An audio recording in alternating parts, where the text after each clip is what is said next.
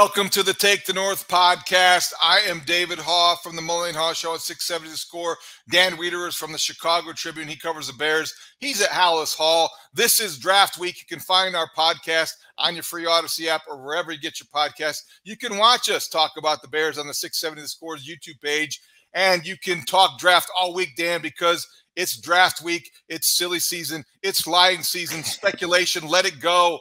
How was it, Hall, on this Tuesday? What were you up to up there today? Silly season has been 3 months long. This is the end of silly season. We're getting into action season, which starts on Thursday night at about 7 o'clock Central Time. And so there's a lot that's going to go on here before we get to next week. Yeah, as you can see, for those that are watching, I am indeed at Hall. Anytime you see Wilbur Marshall or Mike Singletary and Otis Wilson over my shoulder, that probably means I'm back in the building. And I got to say, it's the first time I've been here since early parts of January. I think January 10th may have been our last day in here. And so it's good to be back in this place of work and gearing up for a week that is going to be activity filled and eventful and full of meaning for this organization. So just to set the table, this is what we're going to do today and this week. Today, we are going to obviously bring everybody up to date on the latest from the podium at Hall. We're going to talk about the big Aaron Rodgers trade to the Jets from the Packers. He's finally out of the division. We'll talk about some interviews that we've done on the Score this week, especially the one with Rick Spielman. And then we'll react as we need to, Dan, up until draft night Thursday, with the Bears have the 9th pick right now until they possibly trade down. And then we'll go from there. We also there's a lot of stuff going on. It's be fluid, so we'll just keep our schedules open because this is a week you never quite know. I don't anticipate there being a deal before Thursday night, but you never know. Yeah, unlikely in that regard. And then we just have to wait to see how the board unfolds. And I think we're all eager to kind of get to that moment. You know, we've played out 158 possibilities. We know what's there for the Bears likely at number 9, what they want to do if they want to move around. We know the weight that they're going to have between pick 9 and 53 if they indeed stay with what they have right now. And so, yeah, there's a lot ahead. And I think maybe today out at Hall, you learn. We heard from Assistant General Manager Ian Cunningham, and maybe the biggest thing we'll learn in a couple of days is how good of a poker player he is. So you heard from Ian Cunningham. Let's start there. I mentioned this on Tuesday morning on the Haugh Show, and you can address it.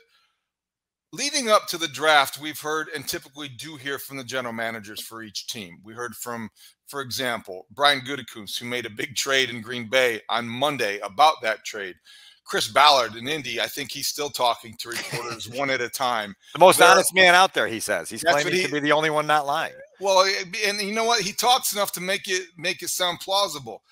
My point is that in past years, we do hear from the general manager. And frankly, this offseason, we've heard a lot from Ryan Poles, whether it was Peter King and Albert Breer, and he's telling the story about the great trade down and all of that. Why was Ian Cunningham talking to reporters at Hall today and not the man who's most in charge of making the decision in the 9th overall pick? There was a NFL rule put in not that long ago, within the last couple of years, that says that assistant general managers should be made available to the media twice per year, just to give them more experience and exposure to doing these types of things. It's a vehicle for the league to prepare its future general managers to become general managers up the road, right, and to go through the experience and know what's awaiting them.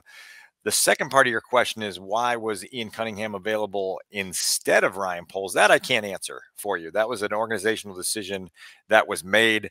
I have never gone into a draft in all my years covering the league where the general manager has not spoken in advance of the draft. The last we heard from Ryan publicly was at the owners' meetings in March. I don't know philosophically why they chose to take that path. I will also say that I don't want to say I have learned. I will say I am learning to pick my battles, and understanding that we are going to hear much more valuable insight and philosophy and perspective from Ryan Poles after each one of the nights of the draft, Thursday, Friday, and Saturday, that will teach us all about how he felt about the board and the prospects and the decisions he made and the decisions he didn't make. And so I just have to wait, right, a few more days to get his insight on those types of things. I'm not sure why that was the selected path. It is just something they chose to do this week, and I think you are more than justified in scratching your head. It's just odd. It's a very Bears-like thing to do. You kind of want to know, number one, what the mindset is. If this is indeed the biggest offseason that they've had in a very long time, 48 hours, 72 hours away. Yeah, I would like to touch base with the guy who's in charge. And secondly, we'll get to this in a moment, but Aaron Rodgers leaving the division is the biggest day of the Bears offseason. Okay? True, right? That's a reasonable assertion, in my opinion. And I've been saying it for a while that look, like there are going to be other things that happen in this offseason, free agency, the draft, but the exit of Chicago's, if not their number one villain in Chicago sports, he's certainly in the team photo, is a huge deal. And now we know it's been coming for weeks and months now. It's official. And I think that there is an understanding that this is a landmark development for the Bears, the NFC North, and all things Packers, Bears, NFC North related, because now we have to see what the new landscape of the division looks like. It's Jordan Love's team now in Green Bay. That should be good news for the Bears. I would much rather have it be Jordan Love's team than Aaron Rodgers' team. And for all those people saying that the Jets were fleeced in the trade that they made with the Packers, well, let's see. If Aaron Rodgers discovers his 4-time MVP form and leads a very talent-stacked Jets team deep into the playoffs and perhaps to the Super Bowl, then did they get fleeced, or did they just add the piece that became the engine of their longest run in forever? So that I always laugh at snap judgments when a trade is made on who got the better end of the deal, and we'll see which direction that goes. Okay, so let's go back to the podium and let's hear from what you thought about Ian Cunningham and what he had to say. My sense is very little. I saw that he had one quote that I think stood out to me. It's good to hear from him, but pressure is a privilege. And I like that. It's off a T-shirt. You can show it to your high school athletes. It definitely is apt. And when you're under the pressure, it's a privilege to be able to know how to react to that. But big picture-wise, that's fine, all well and good. Did you learn anything as it pertains to the Bears' state of mind going into the draft, or did he give you any indication about one thing or another that you felt like was newsworthy? Yeah, I'll give you a couple of my takeaways. I don't know that any of them will be deemed newsworthy, and that doesn't surprise me because these availabilities rarely are. There's rarely anything that comes as a surprise. I know that I've probably written the notebook item. The Bears are open to trading up or trading down in the draft 13 times in 13 drafts that I've covered. Whatever it may be, that's always a storyline. But I would start here with what you said about pressure is a privilege. Ian has that sense of calm about him that his right-hand man or his, I guess maybe it's his left-hand man, Ryan Poles, also has. They feel very comfortable in their preparation. They feel very confident in their processes, and they understand, like, Ian said it today, it's, Thursday, Friday, and Saturday, it's just a draft. We understand that there are long-term stakes and significance to all that happens in that draft, but we're just going through a draft and we're approaching it the way we would any other year. It doesn't mean that there has to be more urgency to this one. It doesn't mean anything other than try to get the best possible draft class together with players that are long-term contributors, that fill needs, that move the needle, that push this team closer to being a championship contender again. So I think that there is they're embracing this, right, as they should be, and they're ready to go for this weekend, and then we'll see what they're able to do with that. Now, I will say this, and I'll get your point in a minute. Ian took a handful of questions about Jalen Carter. That's a rarity in these pre-draft availabilities that we usually get an opportunity to fire specific questions about specific players. Sitting and listening to it is different than sitting back and reading it, because sitting and listening to it, you're like, oh, wait a second, he's answering questions about Jalen Carter. And then you read it and you say, didn't really answer a thing. I think he was asked multiple times by Brad Biggs and Mark Potash, does Jalen Carter register as a hits principal guy, knowing that that's what Matt Eberflus wants in this building? And I think his final answer was, yeah, there's some parts of that in there. Which wasn't real convincing. I don't know if you listened to that and had the same feeling. I did. But see, the same feeling. I'm glad you said that, because, okay, full disclosure, if Ryan Poles was speaking today, I was going to be up there. Ian Cunningham was in his place, so I passed because I just didn't think it was going to be worth the time. That said, when he was talking about Jalen Carter, I regretted not being there, because there's a tone that you can pick up on and maybe something you could read into. He talked about Jalen Carter and entertained those questions much more than I thought he would. I think had he been doing this more often, he might have shut it down a little bit sooner.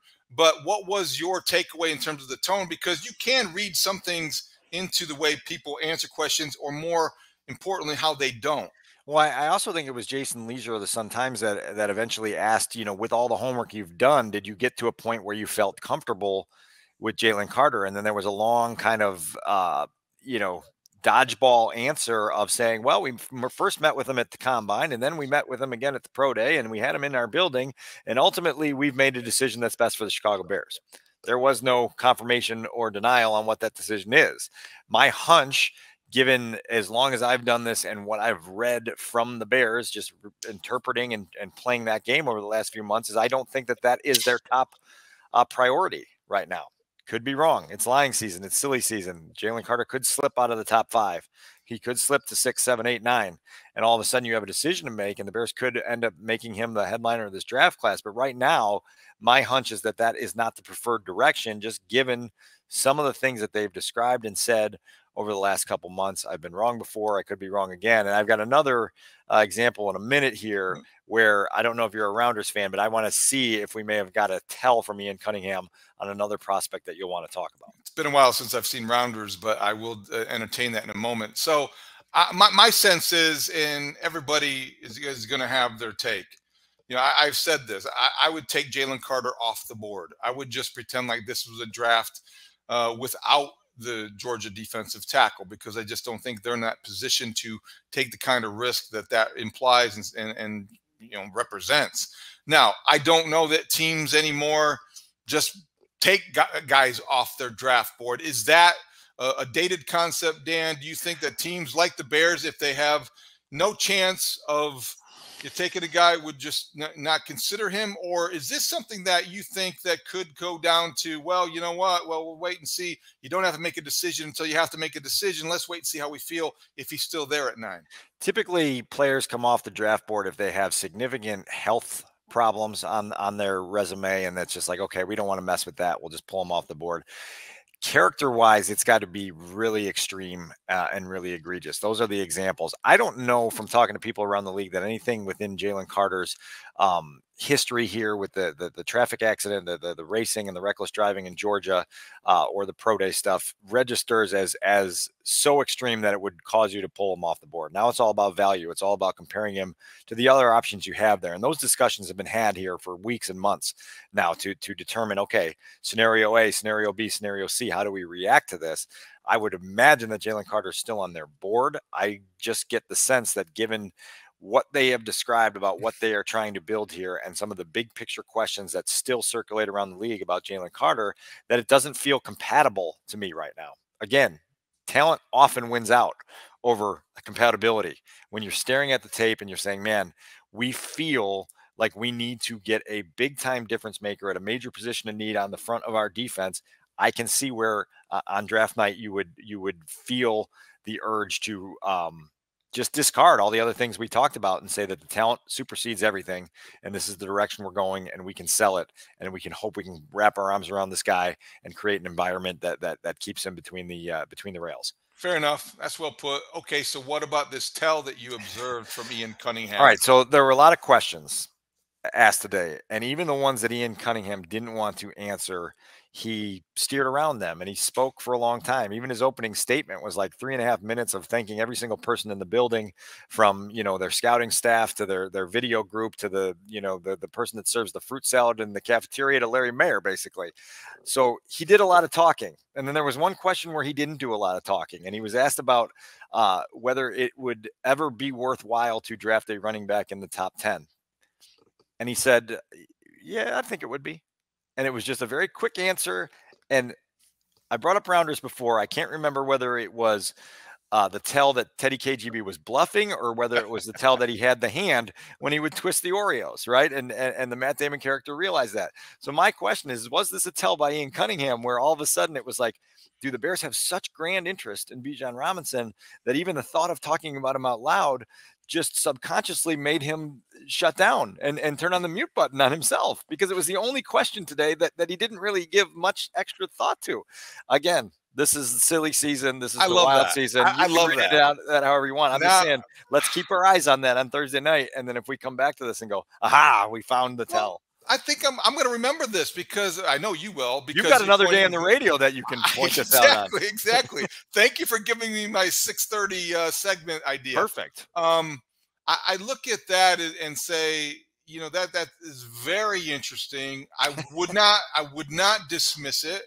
Also, it brings me back to what we talked about coming in, and it may mean nothing, but why would you put somebody out there who isn't skilled, or not skilled, but isn't experienced in talking to reporters if you might be, giving an indication of what the team may be feeling, which is overstating it. But I think it's interesting because there is so much intrigue surrounding the status of Bijan Robinson, who could go anywhere from 7 to 27. And correct. And Dan, we talked to Pro Football Focus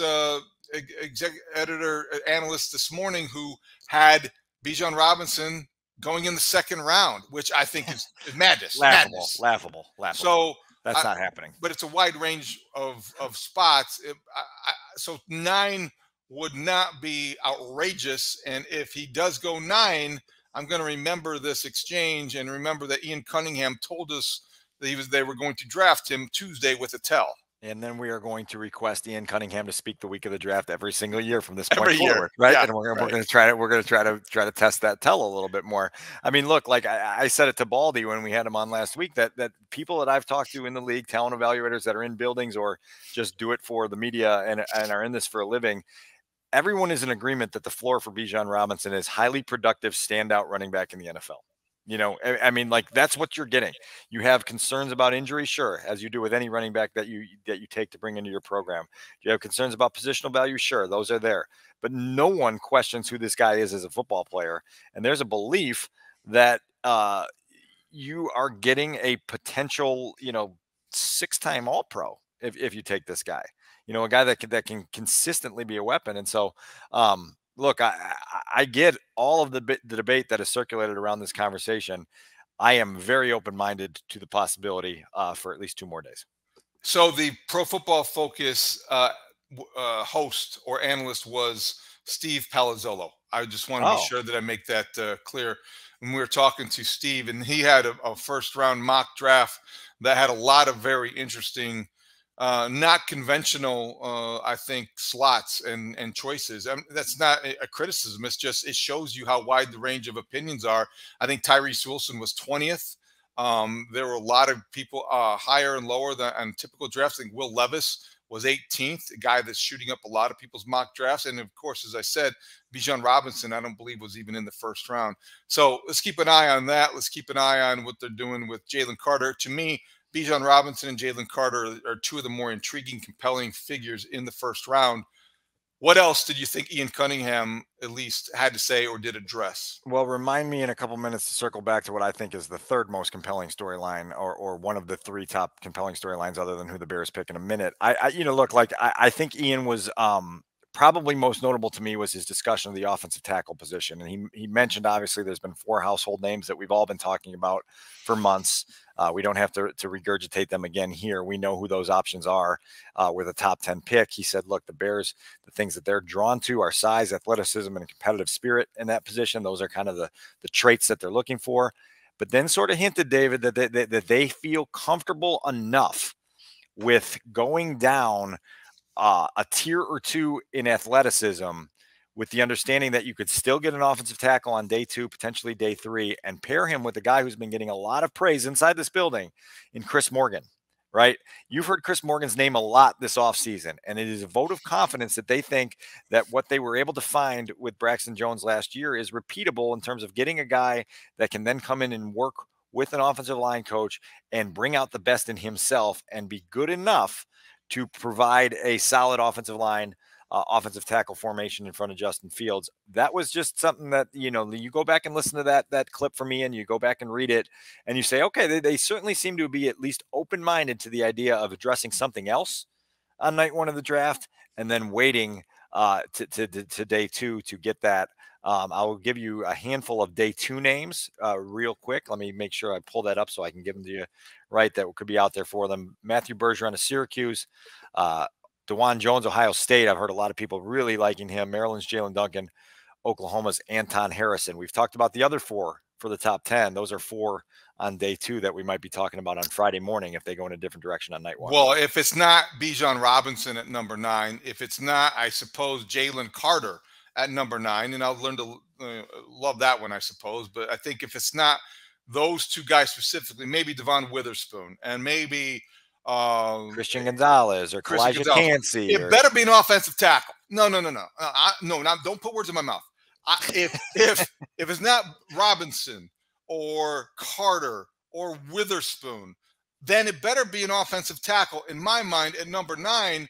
Because look, I am a longtime former member of the Coach 'em Up Club, but this idea that you're going to bring an offensive tackle who might not be as talented as the guy you passed on, and you're going to coach him up to be a Pro Bowl player, to me is naive. It's naive is what it is, because I'm a former longtime member of the Coach 'em Up Club. I think talent prevails, and if you're drafting 9th, take advantage. If you have to, rely on Chris Morgan, fine. That's why he's hired to do that job. I don't know that you make draft decisions based on the fact that you can have somebody who's going to coach them up. Don't you assume that's going to be the case anyway? I've got your lead for you. I know we obviously have to pre-write some stuff on draft night because of deadlines. You can write this ? This was naive. To Bears' belief in their offensive line coach to get the best out of a day 2. Let me edit you. Let me edit your writing. This was naive, again. Again. So we've been here before. Yeah. I mean, look, like you always do. Look, like we always talk about the draft being sold as a draft, and we all know that success in the NFL is draft and develop, right? And so you have to have a vision and a formula for how you're going to do that. I'm just saying that, like, I think because the Bears have so many needs, and we've talked about defensive line, we've talked about defensive tackle, we've talked about finding a pass rush, we've talked about, adding some weapons for Justin, we've talked about adding, cornerback help to the secondary. There are ways to justify drafting another player at number 9 and then making yourself comfortable with, okay, here's some day 2 names that we can rally around. We can get in that room on Friday and say, yes, we're going to get one of these guys instead.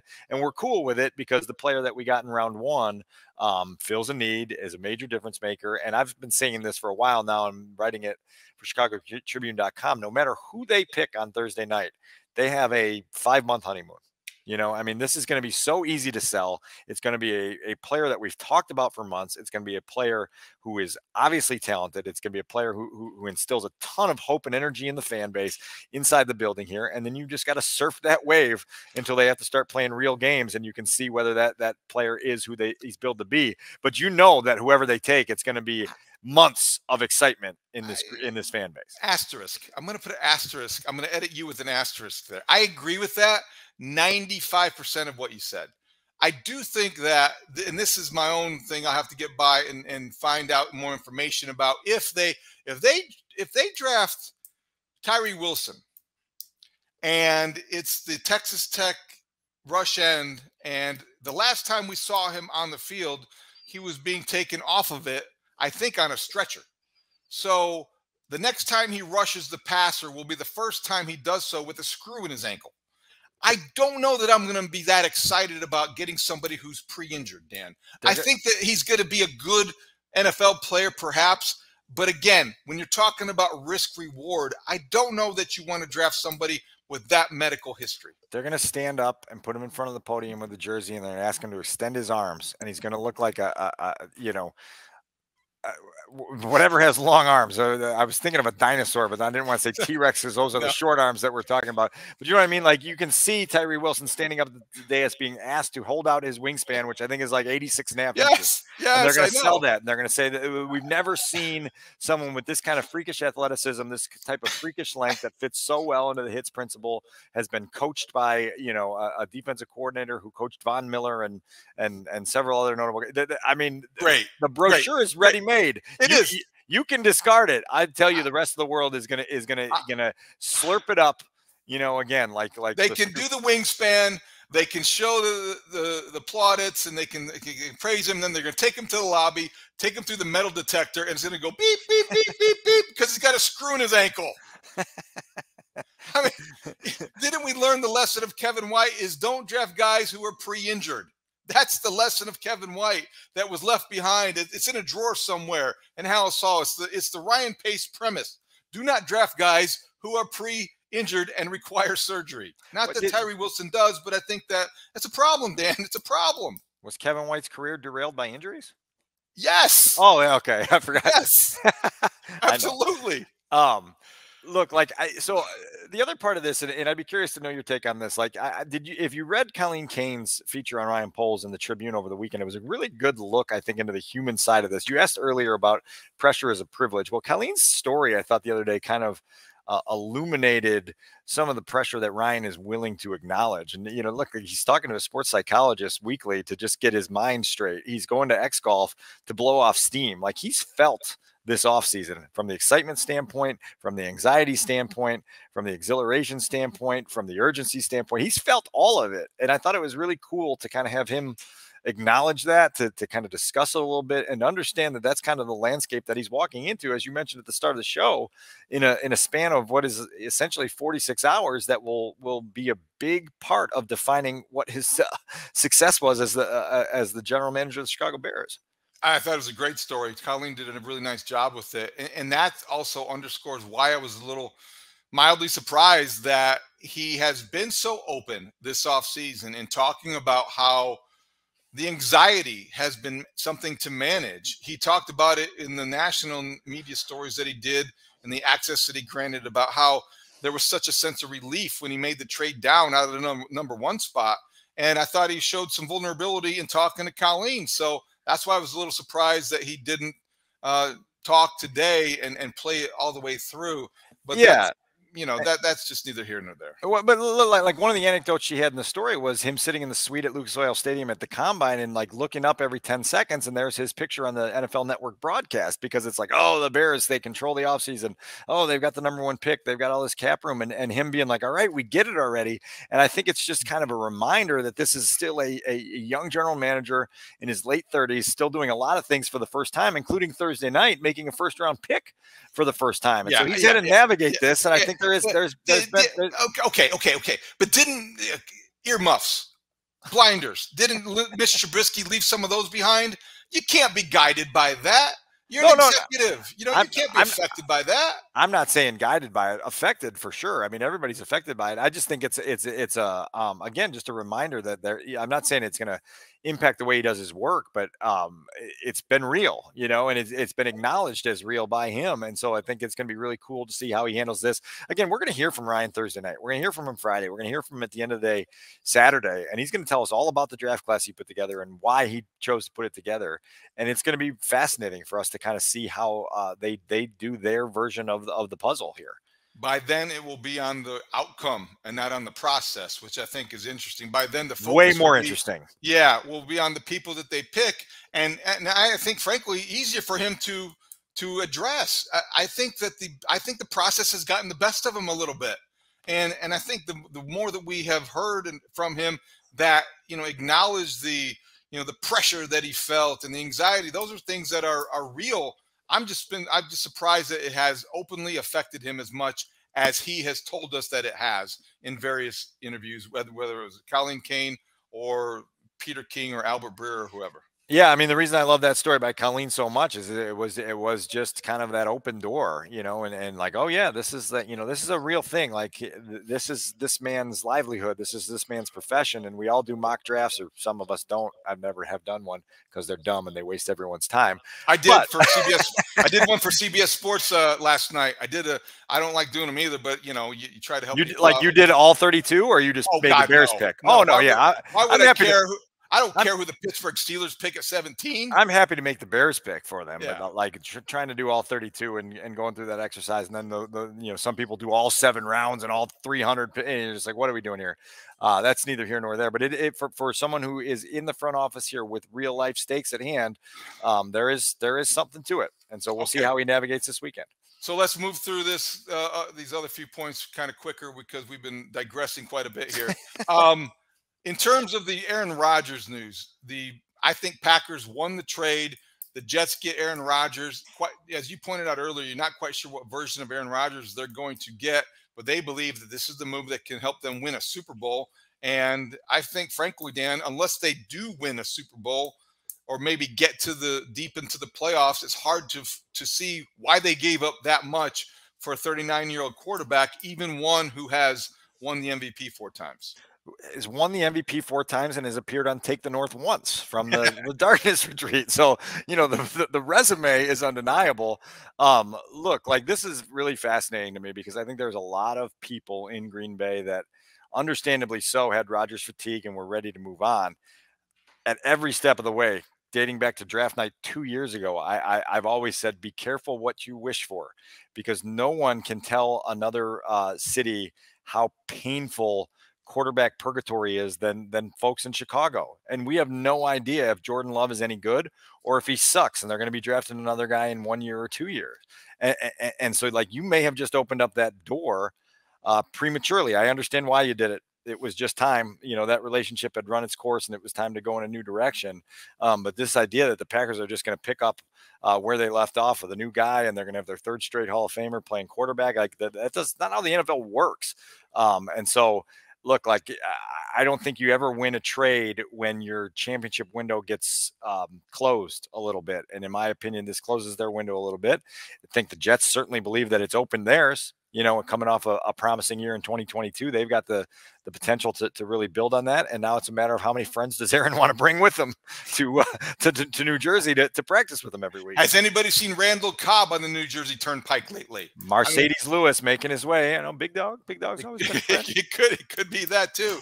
And Green Bay, I think what they did was they signaled this. I don't know if they want to call it a rebuild. I don't know what they're going to call it, but they are now, I think, along with the Bears, competing for the bottom of the NFC North. They are going to figure out a way to try to stay out of the basement. I don't think they're going to be as competitive as maybe they think. They're going to take a step backward. You got the Lions, who I think are now the favorites in the division. You've got the Vikings, who still have Kirk Cousins and some other pieces, obviously Justin Jefferson. And then I think the Bears and the Packers are going to duke it out to see, who stays out of the basement in the division. No disagreements here. Again, the other NFC North storyline that I trumpet all off season is go look at how many draft picks that the Lions have to use this weekend. Look at where they start. Number 6. They're coming off one of their best seasons in years, and they still get to pick in the top 10, 3 slots ahead of the Bears, and they got a chance to add a bunch of difference makers on the first 100 picks of this draft. That's a scary thought given the way they came on at the end of last year. Still have no idea what their long range plans at quarterback are. Still have some holes on that roster and some questions. Last year's pick that I was in love with, the Jameson Williams pick, obviously takes on a real different tone this week with him getting knocked with a punishment doesn't fit crime 6-game suspension for some gambling transgressions. I bet you regret that prediction. Look, the player is awesome. But I won't bet very much on it, though, because I don't want to get suspended. That was really something. We haven't talked about that a lot, but the Lions got a real severe blow by the league in the gambling suspensions that hit them as hard as any team. I struggle with this on so many levels, David, because as a league, I know that you have to do everything you can to protect the integrity and everything else that goes with it. But you can't, from one side of your mouth, talk about these billion-dollar partnerships with all these gambling companies that are running everything that you do on Sunday afternoons, and then all of a sudden come down with these severe punishments on players, which it's my understanding that Jameson Williams he placed a bet on a college game from the Lions facility or something of that nature. And that was the violation that got you 6 games, that got you more than, there's been crimes much deeper. I mean, Calvin Ridley just missed an entire year of his prime, right? For a gambling issue. And so it's really hard, I think, for the NFL to walk this tightrope, and they've been doing it kind of clumsily with some of these things. It's obviously going to impact the Lions because there was a lot of chatter out of Detroit about what a healthy Jameson Williams could mean to an offense that was already turning heads in 2022. Okay, before we get to the Rick Spielman interview, I want to play a couple clips from that. At Haugh on Tuesday, they awarded the Brian Piccolo Award to a rookie and to a veteran. You were there. Who won it, and how did the speeches go? The rookie award winner was Jack Sanborn. Very deserving. worthwhile winner for what he did as a rookie last year, coming in as an undrafted free agent, carving out his niche and becoming a guy that really was, just exceeded all expectations and did so every single day that he came here. The veteran winner, I know this turned your head, running back and current Detroit Lion, David Montgomery, voted on by teammates. I believe these awards are voted on before everyone takes off for the offseason back in January. They're not given out until April. And so, yeah, David Montgomery was not here, obviously, to collect that award. He sent a small thank you speech via running backs coach David Walker, which was given today. But I think you've got some issues with first that of all, award. David Montgomery winning an award after basically choosing the Lions over the Bears, to me, like, how do you give an award to a guy for basically snubbing you? I understand what the award is for. And it was voted on by teammates. Well, voted for by teammates. Okay, I know they're in Lake County and Lake Forest. They're close enough to Cook County to know how to handle an election and election results. I mean, for goodness sakes. So you're advocating for a rigged election here on the Piccolo Awards? I'm one of the most prestigious awards that the Chicago Bears give out in honor of a man who has helped fund cancer research for almost 40 years, and you want to rig the election of who gets this award?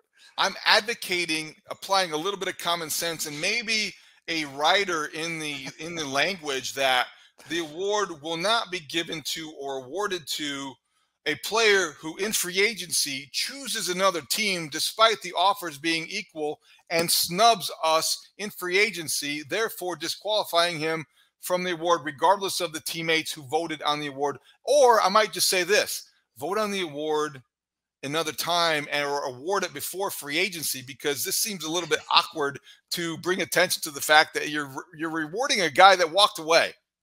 Don't forget, previously, 2014, my first offseason on the beat, Josh McCown was given the Veteran Piccolo Award, and it was Jay Cutler who showed up to accept it on his behalf and gave a gripping speech basically saying that Josh McCown was one of the greatest human beings he had ever met. He wished he had met him earlier in life so that he could have learned from Josh's ways, and I was just sitting in the back going, that's what I've been saying about Josh all these years too. You were right. I know. I remember, Jay Cutler was never more relatable than he was that day. Yeah, because he showed you a little side to himself that we didn't get to see a lot. But look, like I get it. It's a little awkward. It just, I mean, I guess maybe I don't flinch at awkward because I've been in this building for a decade, and it's kind of something that comes with scanning your entry badge on the door. You just expect awkward here and there. Maybe they can give David Montgomery the trophy or award or plaque when they meet the Bears after he gains 121 yards and scores 2 touchdowns in the first of 2 meetings where they will regret letting him go. I think he's going to have a pretty good year in Detroit. I know it's way early to project anything, but the Lions, they're going into this draft. They're going to be deeper and dangerous after it. They've got a lot of draft capital, and they've got some talent now, Dan. They're going to be better, I think. It's going to be a very fascinating year in Detroit. Well, one of the things that I think will be fun for us maybe in the weeks and months ahead after the draft dust settles and we've got some offseason to sort through is to, kind of reach out to some of our brethren in these other NFC North markets and take the temperature of those because I do think that it's a fascinating time in Detroit. We're not used to hearing this level of optimism and encouragement out of the Motor City, and they certainly feel reasons like they've got more reasons to add to that list here this weekend. So it's going to be fascinating to see what they do with those draft picks. And then what it means, because I think that the landscape of this division is altered significantly, and I think you and I think we're in agreement. I know I'm pretty firm in saying that Ryan Poles can't alter the way he goes about doing his business just because there's a bit more of an opening here, but it's certainly notable to understand that the degree of difficulty has come down a little bit with Rodgers' exit, but now all of a sudden the Lions, it's like, wait a second, now we got to worry about the Lions. It should only motivate him to do his job better. I don't know that he needs that, but I wouldn't do it any differently. I would just think there's even more of a greater responsibility because of the opportunity that now is created by the absence or the exit of a guy who's went 25-5 against you during his career. Okay, speaking of the division, on the Mully and Haugh show earlier this week on Monday morning, we spoke to Rick Spielman. You know Rick well. He is a former Vikings general manager. He does a lot of great work in the media now, working for the 33rd team and a podcast. And he's also just very visible, he's very vocal, and he's very opinionated. So we began the conversation. It was about 20 minutes long, but there's three things I wanted to touch on. Obviously, we asked him about what he feels like and what the thinking is on Jalen Carter. Well, that's what if there was no character issue, the Chicago Bears would not even have an opportunity unless they traded up to get a Jalen Carter type talent. The question is, what, from an organizational standpoint, are they willing to say, yeah, we can handle this? And a lot of times when you're in those meetings, and Jalen Carter with, all the things that have been documented off the field and, didn't have a great pro day and 9 pounds overweight, everything that's been reported. But in your meetings, you have to decide as an organization, is his talent worth the risk? And if it's not, then you're not going to take him. But you have to make sure the data's all determined before you get on the clock at 9 and that guy's staring at you in the face. Because there's no question, to me, when he plays on the field, and he plays hard, that he is the most dominant player at any position in this year's draft. It's just a question on how much in our building, how many resources do we have to devote to keep this player on the track? And you got 52 other players plus practice squad guys you're trying to take care of well. Or if we bring him into our building, what is the plan in place so we make sure he has the best chance to succeed? But, you're talking about a top 10 pick. You're talking about a 3 technique that's maybe one of the hardest positions to find. I know how critical it is in the Chicago Bears defense to have a dominant 3 technique. And if you hit on him, you're going to get a perennial Pro Bowler in this player. But can you take that risk if he's not on the field for you, if he's having other issues that he has to deal with? Dan, you covered Rick Spielman in Minnesota. Did his response surprise you at all? No, it didn't surprise me. It looked like in February, I had someone in the league tell me that this is even before Jalen Carter went through the legal stuff at the combine and beyond. It's before he went through his pro day, and the adjectives that were used were high maintenance and immature, and those were worries that teams had to keep an eye on. And so there's a lot to sift through here in terms of what you are trying to build inside your building and how you can go about motivating a player that may need some extra motivation, that may need some extra push. That's going to be something that the Bears, that's a riddle they have to solve. And I think Rick puts it well there, that like the talent is undeniable. You put on the highlight video and it's eye-popping. I mean, it really is. There's a combination of speed and power and everything else that is ideal for the position that he plays. And now all of a sudden you've just got to figure out some other things. And it's not an easy job in that GM's chair to make that decision, but Ryan obviously has had to consider it for a while. The other prospect we said gets a lot of attention and one of the more compelling figures in the first round of the draft, Bijan Robinson. So I asked Rick about what the consensus would be for Bijan Robinson if he were running the draft room. Change. I remember my first draft in Minnesota, a little different back then. Back in, I believe, 2006, 2007 draft, Adrian Peterson was there. And there was no question we were going to take him because we thought he was a generational back, future Hall of Famer. And even though we had Chester Taylor, who had 1,000 yards rushing the previous year, that talent was just too good to pass up. And he was a game changer for us and won a lot of games for us. But the game has evolved since then. You see a lot more 3 receiver sets, a lot more space. You have to be able to play in space. But when you watch Bijan Robinson, he is one of those unique backs that is going to help you win games, and he's going to score points for you, whether it's in the passing game, as a runner. I don't think he gets enough credit for what he does in pass protection.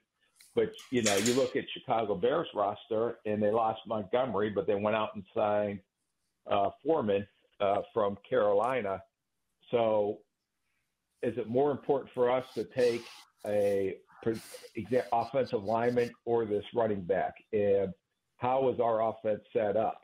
Now in Chicago, that may be a different conversation because when you get in November and December and you're playing in the weather that you have to play in Chicago, and then all of a sudden the running game becomes extremely important.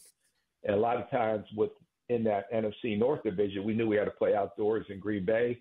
outdoors in Chicago. And those games, sometimes it's not going to be the best situation to pass the ball with the conditions. So Chicago probably has to understand, or they're talking about, one, how they adjusted their offensive scheme to fit what Justin Fields has done. I think Ryan has done a phenomenal job getting some pieces around him this year at the skill position to help him out.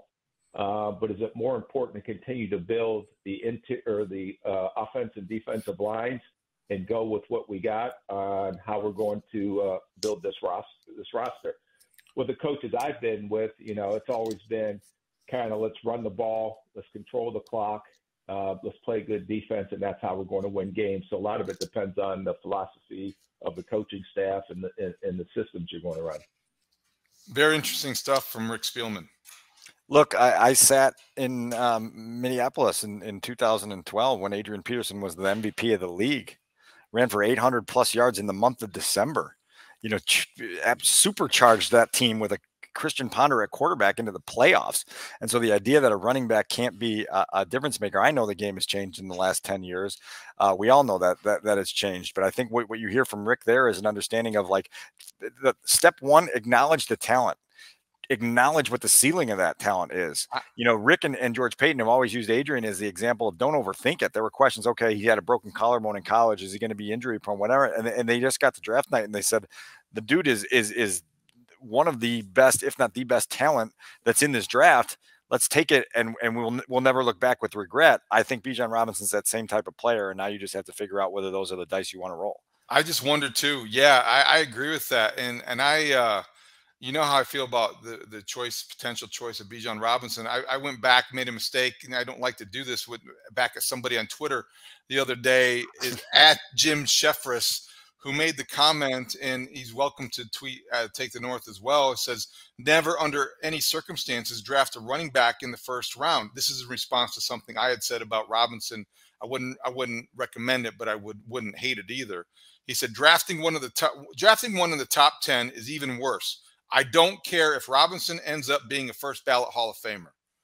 And to me, it's ludicrous to know that if you say that the guy's going to be a first ballot Hall of Famer, but I'm not going to draft him because the value of the position dictates otherwise. He's going to be a first ballot Hall of Famer. Isn't that the purpose of the exercise, is to find those guys in the draft? Correct.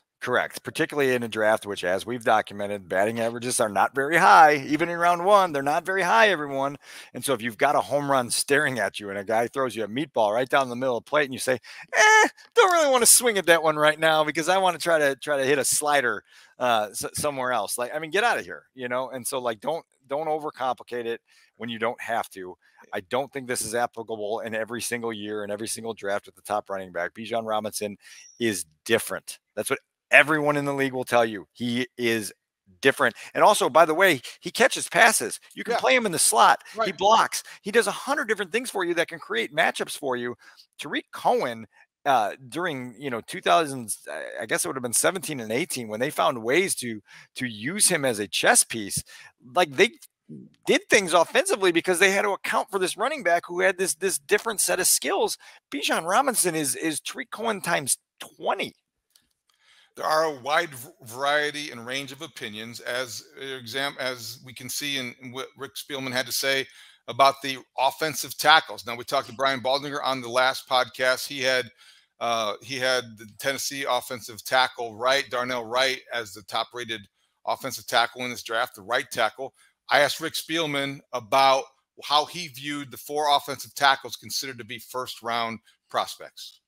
Peter Skoronski is the most technically sound. He can do everything in the run game and in pass protection. The biggest issue is the arm length. And, when analytics are involved, we found out that if an offensive tackle, for example, arm length was under 33 inches and he ran 5.25 or slower, there were 8 guys that fit that category. None of the 8 ever lived up to the grade we had on them. So you're bringing in analytics to it as well. But is Peter Skoronski the exception to the rule with his 32.25-inch arm length? If not, like we talked about, you slide him into guard. Paris Johnson, to me, is the most, or I should say the safest, because he's started at right guard, then he moved out to left tackle. His wingspan is ridiculous. I was at his pro day at Ohio State, had a great pro day workout, was in great shape. He got better as the season went along. He can be physical and aggressive in the run game. He's athletic enough in space. In his pass protection, he has good enough left tackle feet to slide and mirror. He needs a lot of technical work, in my opinion, in pass pro, but I think he is probably the safest. Broderick Jones, to me, has the highest ceiling. He's the farthest behind those other guys as far as technique, and it's going to take him some time, but he may be the best left tackle athlete in this draft, but the farthest from getting ready to step on the field right away. So you look at if we drafted Skoronski, yeah, he's going to be, in my opinion, a day one starter, either at left tackle or inside at guard. You draft Paris Johnson. Yes, he's going to be a day one starter at left tackle. You draft Broderick Jones. To me, he may not be ready day one, but at some point he's going to be ready to be a starter at left tackle, but he may have the highest ceiling out of all of them. Very interesting evaluation from Rick Spielman. Also, Dan, you have to consider Paris Johnson Jr.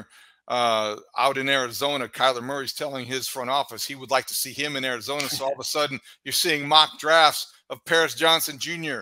at number 3. So there are all kinds of opinions out there, all kinds of speculation.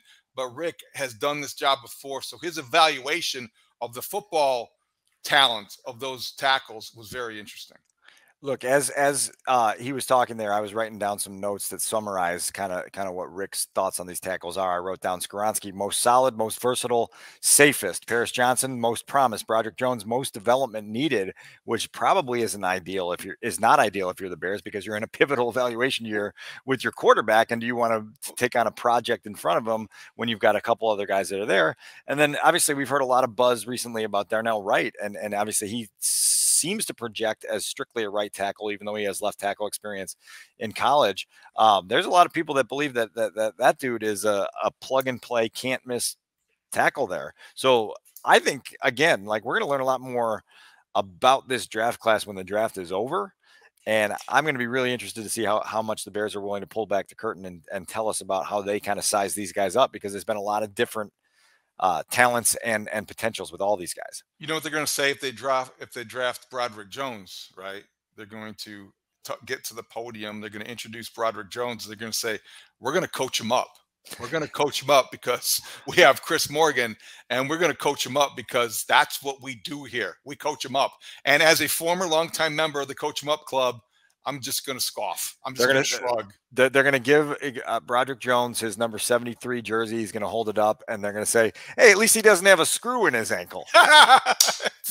See, that's the bright side. You're looking at the bright side of things. You are optimistic heading into this draft. Anything else, Dan? We covered a lot of ground. Anything else that we forgot? This is the last thing. You mentioned 3 players that were going to be compelling storylines on Thursday night, and they were Bijan Robinson and Jalen Carter, and I'm going to add a third one. His name is Bryce Young, and he's going to be the number 1 overall picked by the Carolina Panthers, using the pick that the Bears once owned for losing 14 games and going on a 10-game skid to end last year. You talk to people around the league about Bryce Young, the football player, and they poke 0 holes in his game. Everything that they poke holes in with Bryce Young has to do with the scale and the measuring tape, right? How tall and how heavy he is and whether he can endure this league. But my God, like, this has got to be something that is kept under the magnifying glass in Chicago for the next few years, because the Bears had the number 1 pick. The Bears had the option of choosing a new trail with Bryce Young if so desired, and chose that it was worth, as we said that they probably should, staying the course with Justin Fields and seeing it through. But we can't lose sight of the fact that this kid, as a potential difference-making quarterback, seems to be the real deal as a playmaker, and now all the questions seem to revolve around his durability. I love that. That's actually very accurate. It's consistent with what you hear when you talk to people around the league, and it's easy to overlook because this is really the Bryce Young draft. He will be the first overall. The Bears could have been in a position to take him. They didn't want to because they believe in Justin Fields. They made the trade, and he still will be the first overall pick, which makes him the most valuable member of this draft class from the get-go. Yeah, I had an exec that I talked to that saw him play live in the fall and said that initially when you're watching him, and particularly live, he's so composed that it's almost problematic to you as an evaluator, because you're like, man, what are you doing? And then all of a sudden you realize that he's got almost like this sonar that can feel the pressure coming, and then he slithers up and makes an off kilter throw, an off platform throw, and it's a completion and it's first down, and then they score on the drive. And then all of a sudden you realize that like his superpower is his slow heartbeat. His superpower is his composure, and it's what's going to give him a chance at the next level to take away some of the physical wear and tear, because you can move away from a big hit and live to see another day. And so I'm going to be fascinated to watch that kid play as a rookie, as a second-year player, as a third-year player, and see where his career goes. Because again, he was the top quarterback in this class. He's probably going to go number 1 on Thursday night. The Bears own that number 1 pick. You very rarely have the chance to own that number 1 pick, and they chose to take a different course. And I think we supported them in that, but it doesn't mean that you suddenly eschew the responsibility of evaluating what could have been also. Good stuff. And I think we covered a lot of ground, and this is what we're going to do. Well, first of all, this is kind of a meeting on the pod. So we're going to release this. People are going to download, listen, and subscribe. You can give us some feedback. You can check out the 670 Scores YouTube page and watch us. You can get this on the Odyssey app or wherever you get your podcasts. And on Thursday morning, we will release our projections of what the Bears, or recommendations of what the Bears will do at number 9. And we'll each pick a guy or pick a lane or pick a trade down, but we'll pick a guy. And Thursday morning, we'll tell you why we think that makes sense to us based on our background. Studs can get involved, and he can represent the Chicago sports fan. He can represent producers everywhere. He can represent whoever he wants to, just the Studzinski family, for goodness sake. But we'll come out Thursday morning and we will give you our Bears draft projection. That way you can have some fun before the draft as we count down to Thursday night. How's that sound? Sounds good to me. Okay, great. So download, listen, subscribe. You can find us where you usually find us, on your free Odyssey app. For Dan Wiederer and Adam Studzinski, I'm David Haugh. We will talk to you next time. Thanks for listening to the Take the North podcast. Great talk. See you out there.